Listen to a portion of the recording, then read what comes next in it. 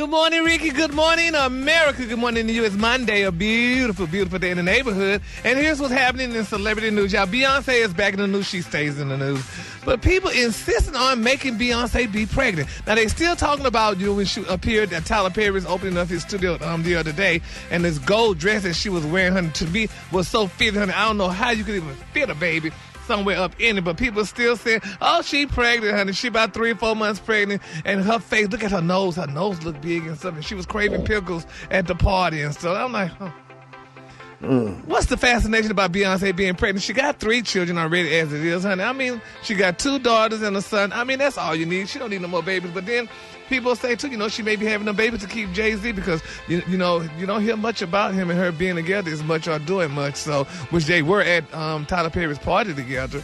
But, it's just neither here nor there. But if she's pregnant, congratulations to her. Miss Tina going to slip and tell us so, because she get excited sometimes when she talking and slip and say things. So just hold on, honey. We'll know soon.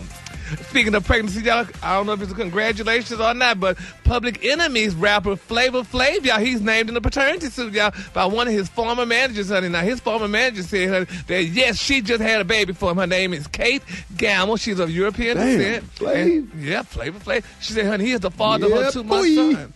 Her 2-month-old son, George, she said, honey, yeah, he's the daddy. And she wants the judge to legally name him as the father, honey, so she could get her child support and put it in place. But he's denying paternity, and he cut all communications out with Kate. That's mean. Oh. But how do you get your manager pregnant? I spent a lot of time on the road, I guess. Yeah. Is that what it is? Yeah. Oh, my God. Well, honey, and Kate, honey, she ain't all that cute, but then she does like she's Flavor Flav type, so she's of European descent, so that's more of his flavor. Flavor Flav done tore it up. Yeah. And they're booking shows. Nah. And setting up hotel rooms and ground transportation, signing a contract, and got his foot on the neck. All while his foot on the neck. Flavor Flav, yeah, boy. Don't send us me, Judge. I ain't done nothing. No. Body?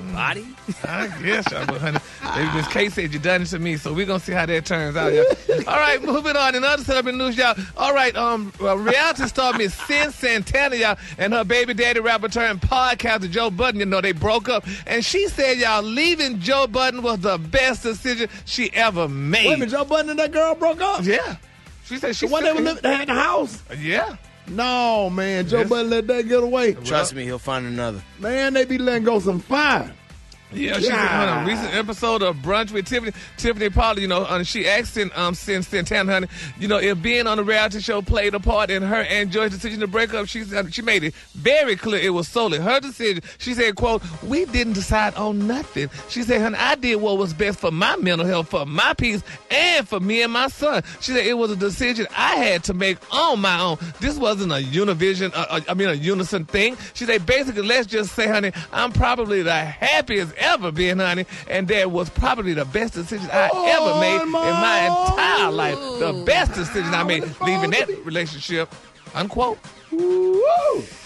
Yeah, she got on up out of there. She got up out of there. I mean, but... Well, somebody gonna be glad to get her, because she fine. But she need to just chill for a minute and just relax. Yeah, just relax and enjoy. Come get with me. I'll help her relax and enjoy and get over Joe Budden. No, because we don't need no issues with you and Joe Budden being around his son and all that extra stuff. Right. You know how people I ain't gonna fight Joe Budden. He'll probably win if we got to fight. I don't know. Now, you got them Hanes. Yeah, but Joe Budden. You might Joe put them Budden's Joe Budden be sitting in Indian style. He can do he'll put you in one of them holes. Stupid. Yeah.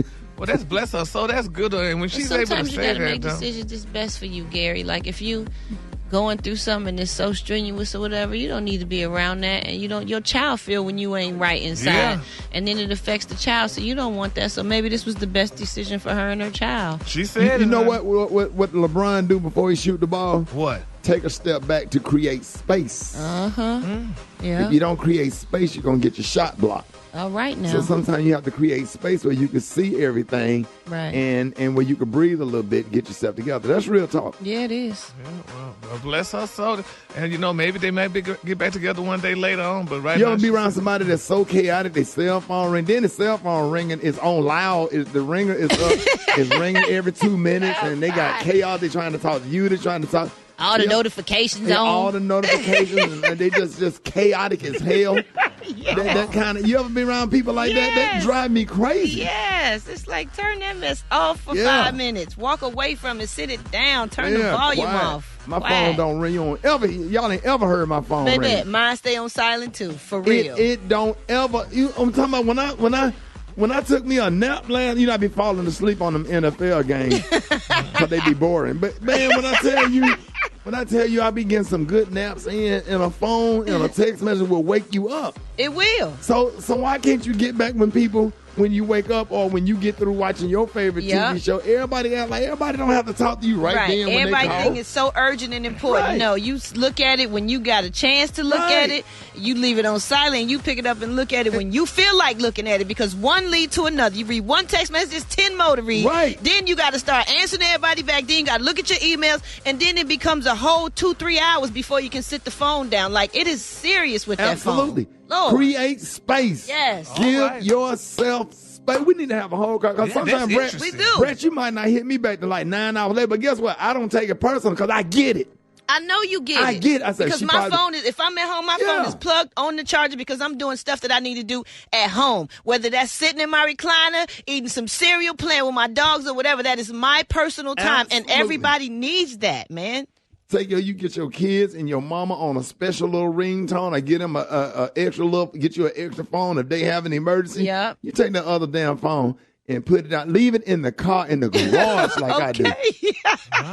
Cause Gary, you allow your phone, allow people to control you. Yes. But I like what you said earlier. I like that when you said create space. Create space. I like that. Every time LeBron take a shot, he take a step back to create space.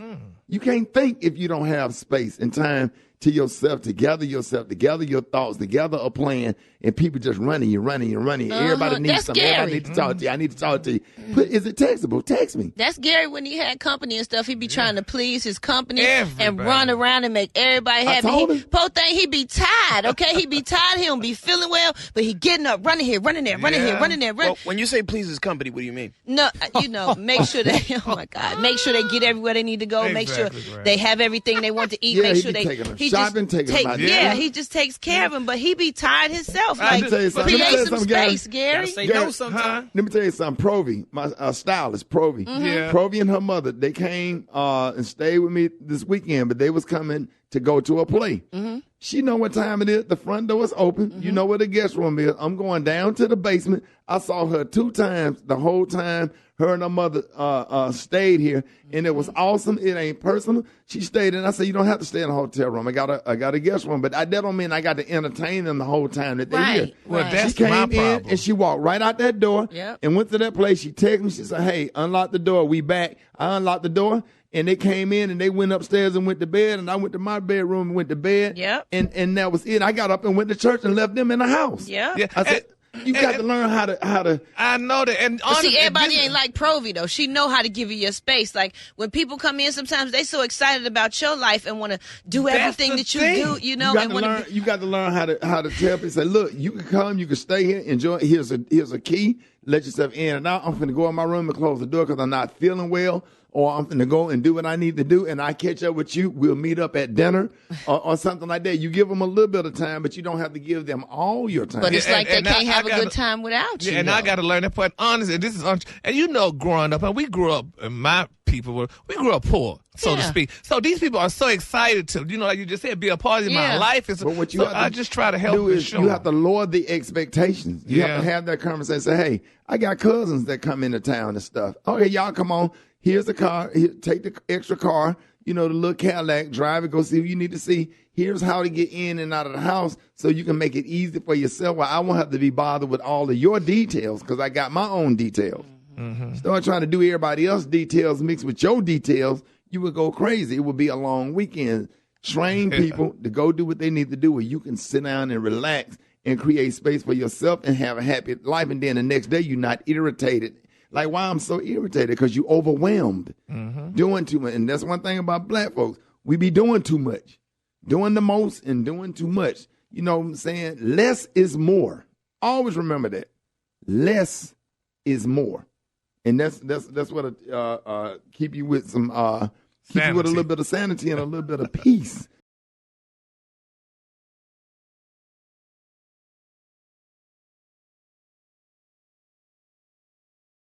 it.